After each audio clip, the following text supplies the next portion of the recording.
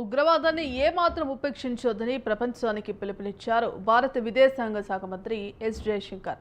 అమెరికాలో నిర్వహించిన క్వాడ్ విదేశాంగ శాఖ మంత్రుల సమావేశంలో ఆయన పాల్గొన్నారు. ఈ సందర్భంగా భారత్లోని పహల్గాంలో ఏప్రిల్ 22న జరిగిన ఉగ్రదాడి ప్రస్తావన రాగా దానికి క్వాడ్ ఖండించింది. నేరస్తులు బాధితులు ఒకటి కాదన్న విషయాన్ని క్వాడ్ భాగస్వాములు అర్థం చేసుకోవాలని జయశంకర్ తెలుపగా నేరస్తులకు శిక్ష పడాల్సిందేనని క్వాడ్ పేర్కొంది.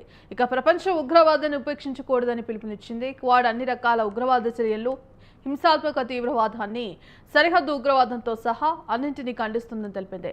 జమ్మూ కాశ్మీర్లోని పహల్గాంలో జరిగిన ఉగ్రదాడిలో 25 మంది భారతీయులు, ఒక నేపాలీ దేశస్థుడు మరణించడంపై ఈ మేరకు ఉమ్మడి ప్రకటన విడుదల చేసింది.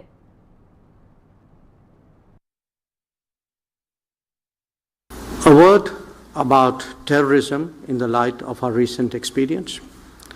The world must display zero tolerance. Victims and perpetrators must never be equated, and India has every right to defend its people against terrorism, and we will exercise that right. We expect our Quad partners to understand and appreciate that. India plans to host the next Quad summit. We have some proposals on how to make that productive. I'm sure so do our partners. We will discuss, and I'm sure we will agree. Once again, I thank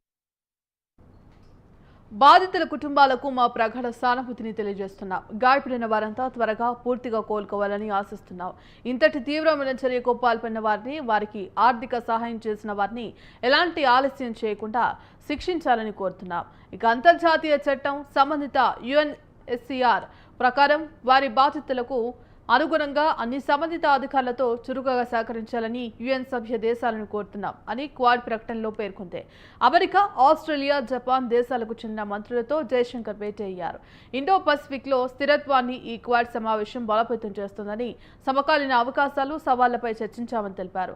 అలాగే ఉగ్రవాదాన్ని ఎదుర్కోవడంలో భారత్ వైఖరిని quad భాగస్వాములు అర్థం చేసుకుంటారని ఆశిస్తున్నామన్నారు. అణ్వాయుధాల పేరుతో పాక్ చేస్తున్న black mailing Bharat లొంగదని పేర్కొన్నారు.